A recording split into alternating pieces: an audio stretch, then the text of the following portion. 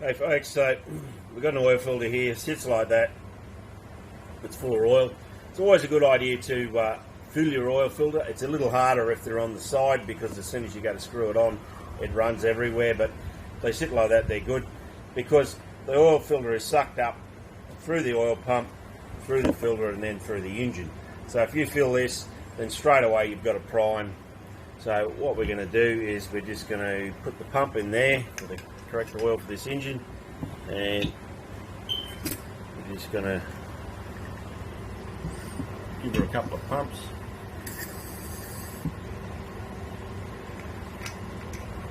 Now it'll tend to want to soak into the cartridge a little bit, so you've sort of got to pause a little bit. Now it's 3/4 full there, I can see, up to 2 pumps, and give another one. It's close to being full. One more, I'd say I'll probably do it. And that's full. A few air bubbles coming out, and the levels actually drop down a little bit now. So I'll give it a little bit more. Now you can do this with an oil bottle. You can with one of those little measurers there. You can pour it in. I'd advise you to probably put it in a smaller, so you got a little bit more control on it, because if you get a big 5 litre oil bottle and try and tip it straight in here, you could end up with a big mess.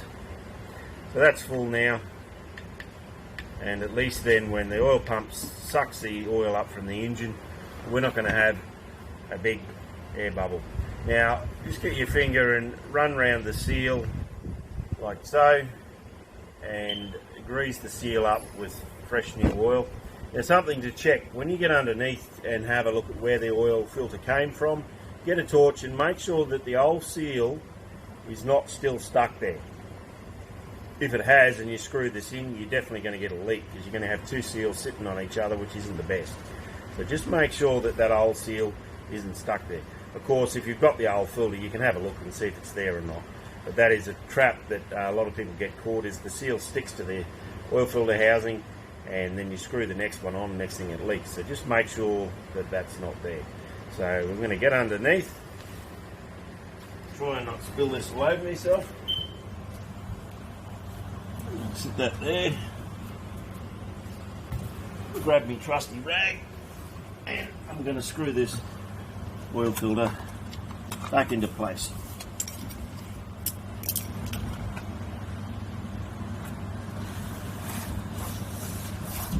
So I'm going to get underneath and have a look, and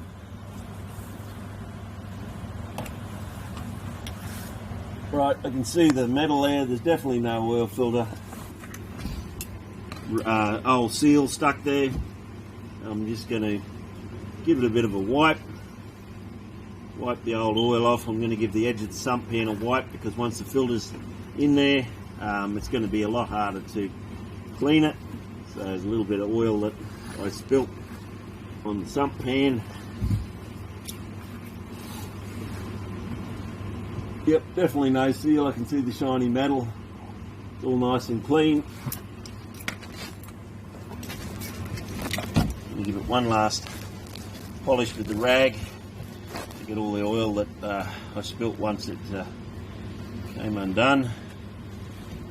The good thing too, just before you screw the oil filter on, just have a peek, make sure there's nothing that shouldn't be in there, no bits of rag or anything. Yep, it all looks nice and sweet. So now I'm going to get this oil filter, which is full of oil,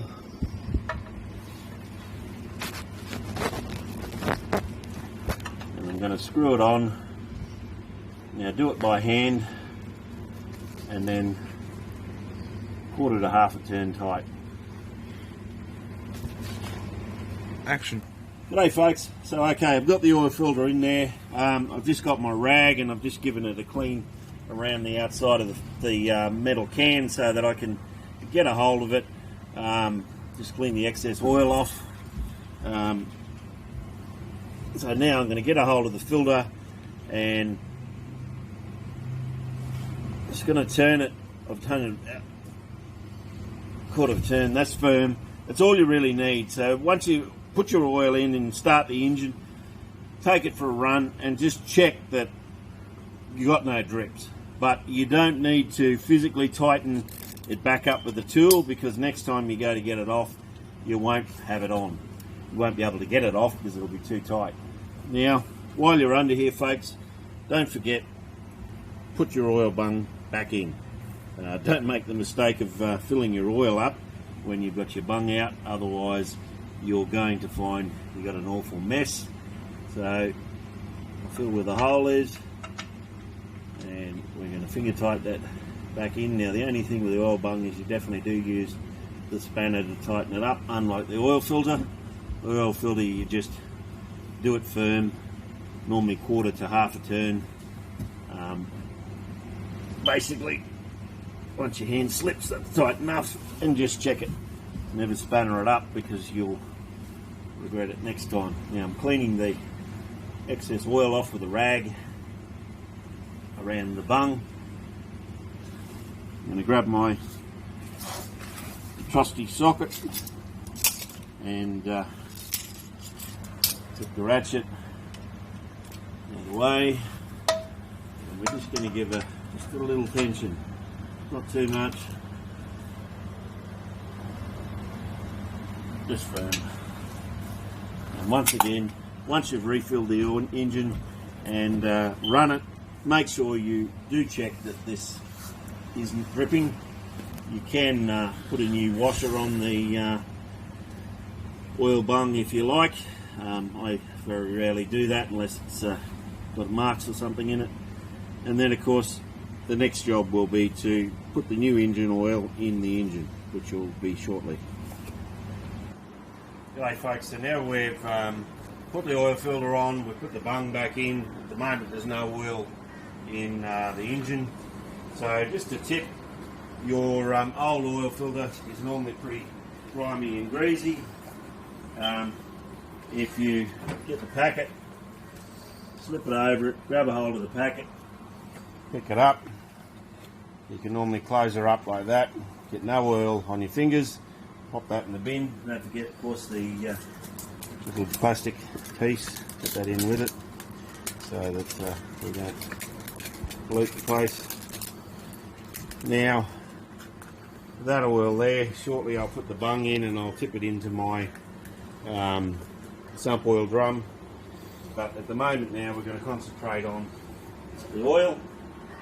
So what I've done is I've pumped, this engine takes 4.3 litres, so I've pumped 4.2 litres into my measuring jug here, and so now we're going to pour this into the engine. So give yourself a nice funnel. This particular one doesn't sit tight, so you've got to hang on to it. And here we go. So in goes the engine oil, and that'll drain away down into the engine. Now I've checked the manual and made sure that I'm putting the correct amount of oil in. Now what we'll do is we'll then back the car down the ramps and we'll check the level on the dipstick and add as required. Action. G'day folks, so we've just refilled the Camry with 4.3 or 4.2 litres of oil. So we're just going to pull the dipstick, wipe it, and then we're going to check how much oil we've got in this engine. Now as you can see, it looks about perfect. That knob there's the high level mark, and it's just sitting at the bottom of that, so that's fine. When I started the engine, one of the first things I checked was to make sure there wasn't an oil light come on. And just a tip, if you happen to change oil on a Ford Ranger or Mazda, they have an issue with the oil pump doesn't self-prime. So with them, you need to fill your oil filter and change it first, even before you drop the sump. You need to have your oil ready in your bucket, drop the sump. As soon as most of it's out, you need to get that sump bung back in and tip the oil in. Now, you've literally got something like 7 to 10 minutes that you need to get that oil back in. What you've got to make sure is that you don't pull the bung out and go have a coffee and let it drip and clear, which we normally always do, because in that oil pump, if it loses all the prime, it won't re-prime, and it's a real pain to fix. So if you do have a Ford or Mazda with these particular type of engines, you need to change your oil filter, pre-fill it full of oil, dump your sump as soon as it stops running, re-bung, and have someone ready to tip the oil straight in. And you've literally got to have that done in less than 10 minutes, probably 7 minutes would be safer. Well, now we're going to add the anti-wear. So we've already worked out that we need 86 millimetres of anti-wear in this engine. So we're going to grab our trusty anti-wear bottle, and it's got a gradient measurement on here. So all I'm going to do is loosen the cap, and between 80, there we go, 86 mil, and I'm just going to use my trusty little funnel.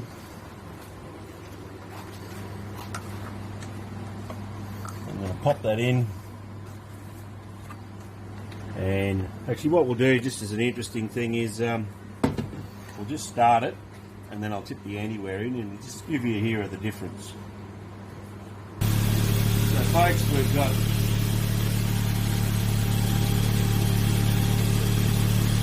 a bit there with transitions. I've got the engine running. I've got my 86 mil of anti-wear in there. So I'm going to get my trusty little funnel and dip her in.